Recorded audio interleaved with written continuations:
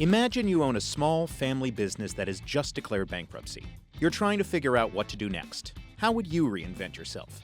Well, if you're Jack Link, the founder of Link Snacks, inspiration might strike on a hunting trip with your son. We were out hunting and we didn't get nothing. It was really a cold day. And so we stopped at the store and Troy bought 4 or 5 pieces of jerky and I said, wow, that's expensive. Well, he said, if you don't like the price, go home and make some. That first batch of jerky was the first step in a business strategy that grew Link Snacks and its most popular brand, Jack Link's, into a snacking behemoth. Jack is now retired, and his son Troy is the company's CEO. There are 3 numbers to look out for in Link Snacks' story. $1.6 billion, Link Snacks' U.S. retail sales in 2025. $10 million, Link Snacks' first ad buy for its Sasquatch marketing campaign.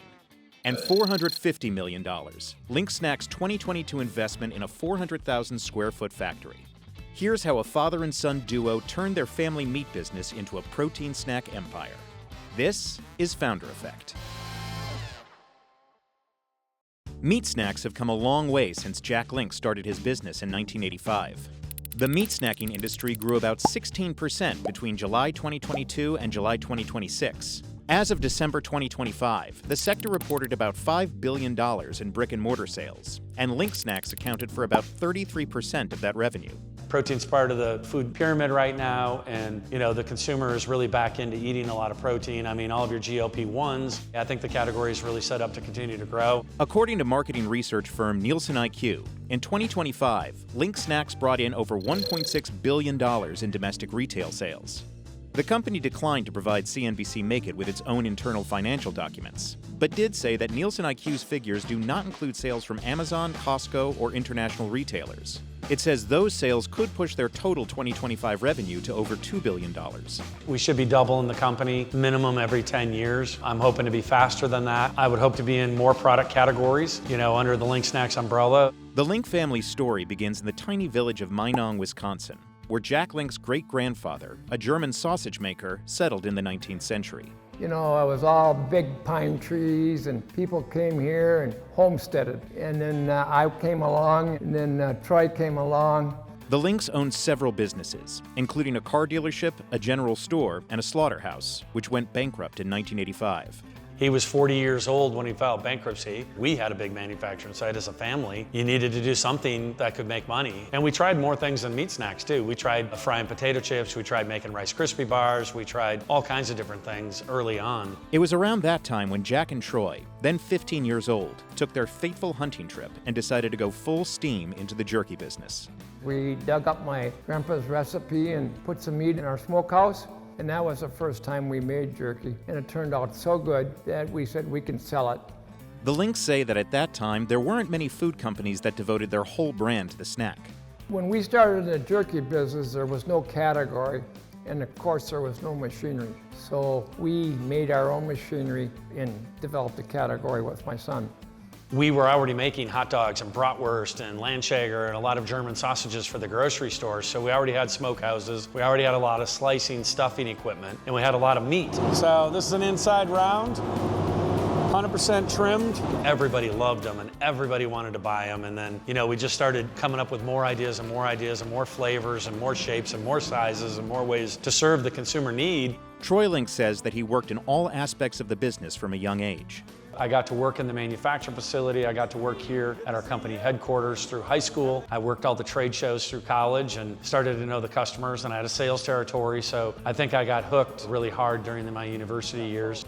By the time Troy left college in 1993, Jack Link's had one nationally distributed snack, its beef stick and cheese combo pack. Troy says he felt his father's business had more room to grow. I think he was doing about 25-30 million in annual revenue at that time. So it was a very small business, not very many team members, but great product. We never had any ambitions to grow it to what it is today, but we definitely had ambitions to, serve the consumer need state and expand out of the Midwest. The company took out bank loans to expand its manufacturing facilities. We were short on capital because we were family owned and operated and we didn't start with very much money. So we had a facility right here in Minong, Wisconsin, and we continued to expand it. We continued to add smokehouses. We continued to reshape the facility to be a really good meat snack facility. Link Snacks also began buying out competing businesses in the surrounding area to acquire their manufacturing spaces. The expansion came about as more and more Americans began turning toward protein as a prime source of nutrition. The Atkins diet, when that hit, everybody wanted to eat meat. That in turn led to more convenience and grocery stores seeking protein-heavy products like jerky. Nobody had been carrying a product like that, and we needed more space. And we started to carve out 2 feet, 3 feet, 4 foot end caps in C-stores and in grocery stores and really make this a category. That really helped us, and it was a huge breakthrough when we got into producing bag products and broke through kind of the $5 price point. Who would have thought that we'd sell 10-ounce bags of jerky and pounder bags of jerky for $20 to consumers, but they're big sellers. Despite the growth of their product space, Link Snacks had yet to run any serious ad campaigns. I think we were doing $300 or $400 million a year in annual revenue before we really started marketing. And we had tried a couple campaigns and they just didn't hit. I said, listen, we're not a big corporate America brand. We are a family-owned and operated, fun, new, innovative category. Our marketing has to match that. Then, in 2006, the company launched an ad campaign starring a legendary cryptid. Jack Link's Jerky. Feed your wild side. The Messin' with Sasquatch campaign, developed by Minneapolis ad agency Carmichael Lynch, appealed directly to the 18 and over demographic. We came up with this whole feed your wild side, and then your wild side moments, which was your call to action to get your meat snack, your protein moment. Link Snacks spent $10 million on ad buys for its Sasquatch campaign on channels like ESPN, Comedy Central, and Discovery. The campaign also went viral on YouTube. That was the whole drift of the campaign, and it took off like wildfire. Within 2 years of the Sasquatch campaign launch, Link Snacks sales grew by 47%. We saw immediate sales results, immediately return on those marketing dollars that we were investing, which was wonderful because we wouldn't have been able to continue. Like I said, we had to be in the center of the bullseye. Link Snacks continues to expand. In 2014, the company bought the meat snacking division of British consumer goods giant Unilever, giving it a foothold in the UK and Europe. 5 years later, it purchased the Asian-inspired Golden Island jerky brand from Tyson Foods. It felt risky, but I was very familiar with the brands and I was very familiar with the market, and I felt really good about what we could do with the business, so I felt that the risk was worth the reward. In 2025, Link Snacks opened a new $450 million manufacturing plant in Perry, Georgia, which can produce up to 820,000 meat sticks a day. That same year, it announced a partnership with YouTuber Mr. Beast. However, the company still faces challenges. The price of beef hit record highs in 2026, due in part to tariffs on foreign beef imports. Troy Link, who supported President Trump's 2024 election campaign, says fluctuating prices are just part of the business. You know, we live in a worldwide supply chain, and I think that there's a lot of effects in a global economy that different economies drive. There's always going to be ebb and flows in commodity pricing. Link says that regardless of price points or advertising, what drives customers to Jack Link's is the quality of its products.